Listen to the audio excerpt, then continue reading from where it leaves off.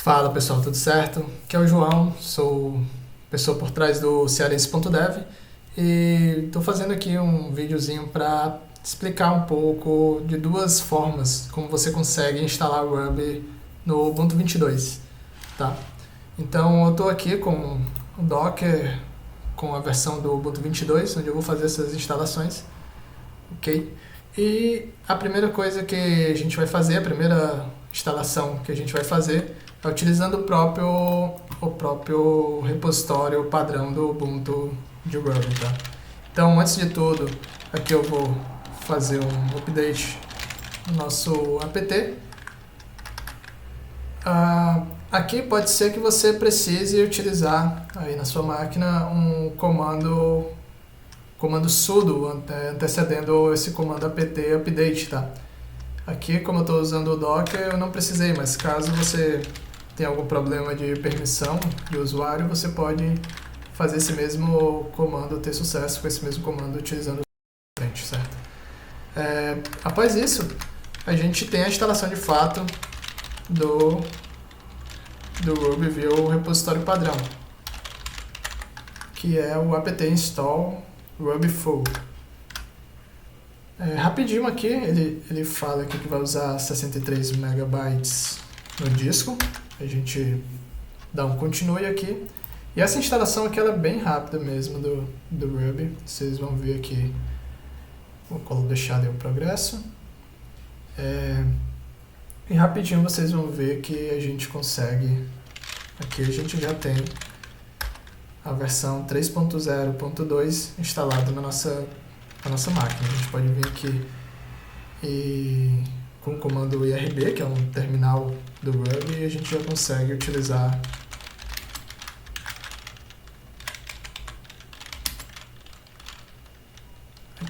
o Ruby. Está aqui teste instalado e utilizando. Aqui a gente já vê que está funcionando executar comandos Ruby no terminal IRB. Então essa forma aqui de você instalar na sua máquina, ela é bem fácil, bem rápida.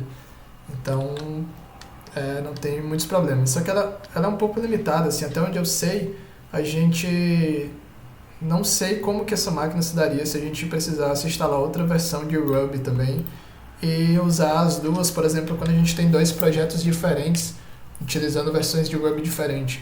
Eu nunca testei, mas para isso a gente tem outra forma de instalar, que é utilizando um gerenciador de versões do Ruby, que é chamado rbenv, que a gente vai fazer aqui agora também. Ele demora um pouco mais, tem alguns passos a mais para poder fazer essa instalação, mas ele tem essas vantagens que eu estou citando para vocês, que é poder ter várias versões de Ruby e ficar alterando entre elas, dependendo do projeto que você está utilizando. Então, ele tem alguns comandos aqui, que eu vou deixar essa listinha de comandos aqui na descrição do vídeo, mas são uns comandos maiores aqui, por exemplo. Opa, eu tenho que sair do IRB, dar um clear aqui. E ele tem esse comando aqui, que é para instalar as dependências para o rbenv para a gente conseguir instalar o rbenv, então, que é o gerenciador de versões. Então aqui a gente está vendo que ele ocupa mais espaço, justamente porque é um software que a gente vai instalar para poder manipular e gerenciar as versões de Ruby que a gente tem instalado. Então esse cara ele demora um pouco mais. Eu vou dar uma pequena pausa aqui e quando eu instalar eu volto. Bom, a instalação terminou aqui. A gente pode ver que a instalação das dependências acabou. E demorou cerca de uns 3 minutos, tá? Foi mais ou menos isso. E agora a gente passa para o próximo passo da instalação, que é o script que vai ser utilizado ali no instalador do rbenv. Primeiro a gente instalou as dependências, tudo o que precisava, e agora a gente está pegando ali o script que vai rodar para instalar o rbenv. Feito isso, a gente precisa utilizar ali, colocar algumas configurações, que é basicamente inserir um path no nosso arquivo ali de variáveis de ambiente de acordo com o seu usuário do Ubuntu, né? Eu vou deixar esses comandos também ali na descrição, tá? A gente precisa fazer essa configuração para o RBenv funcionar direitinho. Então, ali colocado esses comandos ali no arquivo do ambiente, a gente pode fazer esse comando, o source, para poder puxar ali as alterações. Dessa forma eu não preciso, usando esse comando, eu não preciso ter que fechar e abrir de novo o terminal. Ele já deixa funcionando as alterações que a gente enviou lá para o arquivo. E aqui a gente já consegue ter o RBenv, né, instalado na versão 1.2.0, certo? Então aqui no RBenv a gente consegue, utilizando o RBenv, a gente consegue, por exemplo, saber através desse comando install-l quais são as versões que eu consigo instalar aqui na minha máquina. Tem a 2.7.6, a 3.0.4 e a 3.1.2, que é a que a gente vai tentar instalar aqui, a versão mais recente. A gente tem outras implementações de Ruby, JRuby, MRuby, que você pode utilizar ali dependendo dos projetos que você estiver criando ou trabalhando. Mas nesse caso a gente vai usar ali, a gente vai baixar através do RBenv install a versão 3.1.2.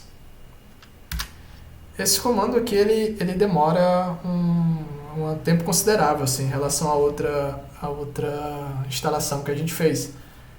Isso porque ele vai instalar uma série de dependências ali para a gente conseguir fazer a alteração entre versões do Ruby, né? Como falei, o RBenv ele é um gerenciador de versões, então eu posso ter, através do RBenv, instalar várias versões de Ruby e trabalhar com elas, alternar entre elas conforme o necessário. Por exemplo, se eu tenho um projeto que está usando o Ruby 3.1.2 e outro 2.7.6, eu posso ter as duas versões instaladas na máquina sem precisar conflitar o ambiente entre elas, tá? Então eu vou dar aqui outro pause e rapidão eu volto aqui para dizer quando der certo a instalação, tá? Bom, pessoal, terminou aqui. Levou consideravelmente mais tempo aqui, talvez uns 7 minutos, mais que o dobro, bem mais que o dobro. Talvez uns 9 minutos aqui para poder instalar. Mas está aqui, instalada a versão de Ruby.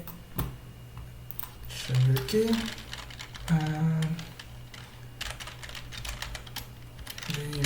Versions, para conseguir ver as versões que temos instalado. Aqui, por exemplo, ele vai dar duas versões instaladas. Uma versão do sistema, que foi aquela que a gente instalou primeiro ali com o repositório do padrão, e agora essa outra que foi a que a gente instalou com o RBenv. Então aqui ele dá, por exemplo, uma nota aqui que para ativar essa versão que a gente instalou de Ruby como padrão, rodar esse comando aqui. E a gente pode fazer isso agora. A gente rodou o comando, vamos aqui voltar em versions e agora ele sinaliza essa daqui como a versão padrão. E isso é a parte boa, então você pode ter ali outro projeto rodando na versão 2.7.6 e aqui você vai conseguir ter esse controle de qual versão utilizar. Bom, pessoal, é isso. Espero que vocês tenham gostado, tenha ajudado e vocês consigam aí, caso queiram, replicar esses passos em casa.